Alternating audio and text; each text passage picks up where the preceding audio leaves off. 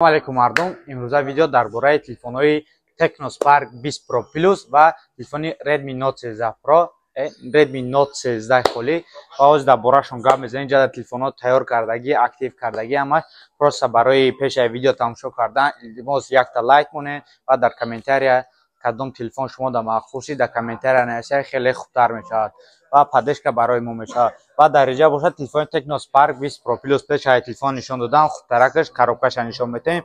Коробкаш ҳам хеле дизайн дорад, NFC поддержка мекунад, 120 ГГц экранш кор мекарда, 108 мегапиксел камера, 32 мегапиксел фронтали камера дорад, 256 оперативкаш 14 мешида 8+8 ва ҳозир ҳуй мекунад дар ин коробкаш чи аста.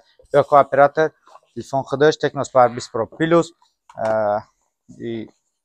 пленкаоша дар ин коробкаш медонед чи аста. Чихол қатъи стекло барои аввалной буданаш стеклои заводской худаш дорад. Иҷаш бошад чихоли прозрачни сиёҳ, документҳои худаш прозрачни резиновый чихол ва дар иҷа бошад стеклои заводской, стекло пленка неста, стекло аввалной ва дар иҷа бошад ҳама зуруш 33 ватта турбо зарядка дорад. Дар муддати 1 соату 20 минут 10 минута айнол тосада қир мекунад. Фирмаи Tecno қатъи кабелш аста. Кабели ишам ҳамун заводской худаш мебурад, қатъи блок, қатъи кабелш.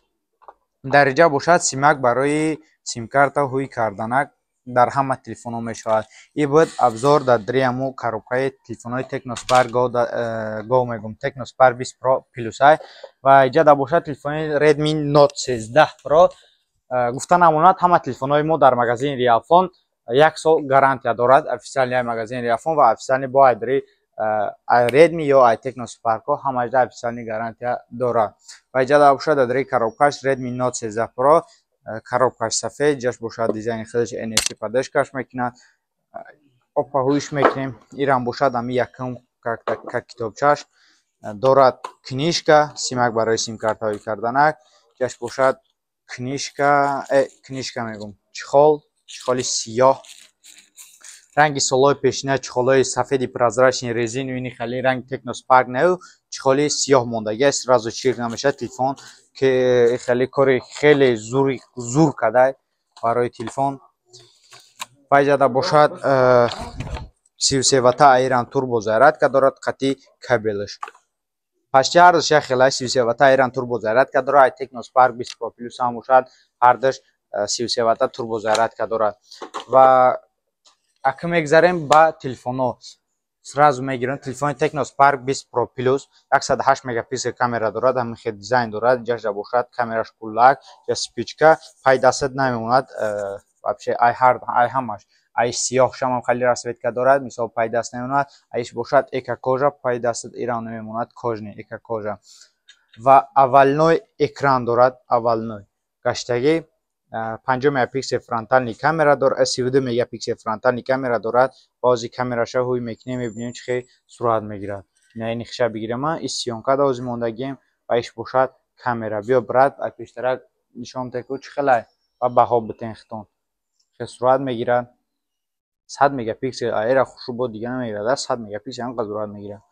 ва ин иш бошад фронтальни камераш 108 мегапиксел, ана ин бошад фронтальни камераш. чукади брат, коро хуба.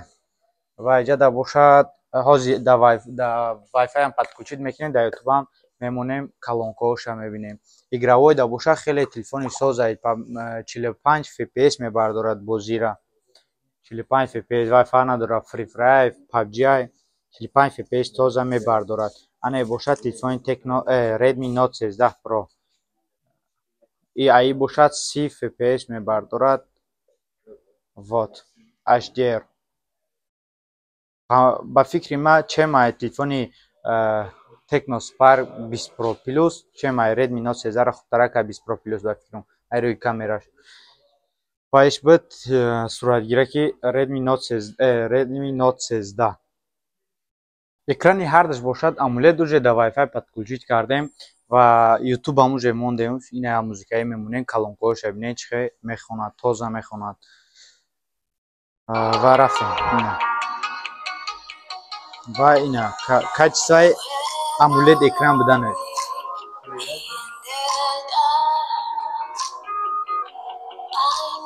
ва е бошад телефони Tecno Spark 20 Pro Plus буд. Ана е бошад телефони Redmi Note 13. тарзи экран аст.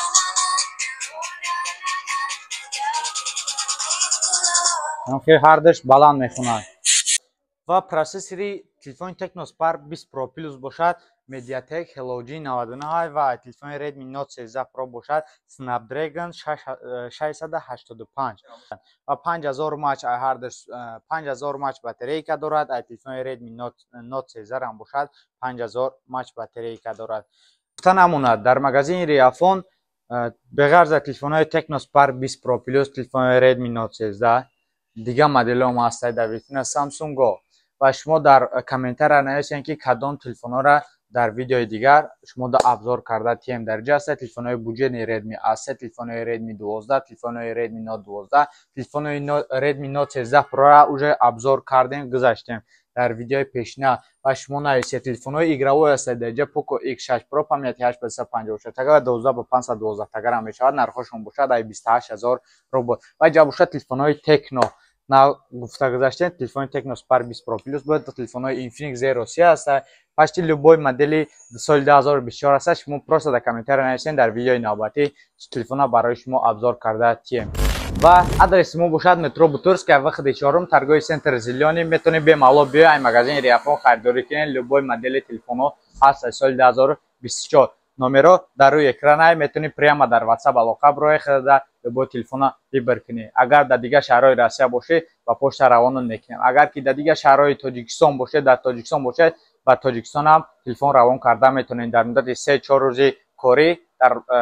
ва пули доставкаш бошад ба Тоҷикистон 700 рубл, пули почта дар Россия бошад 300 рубл мебошад.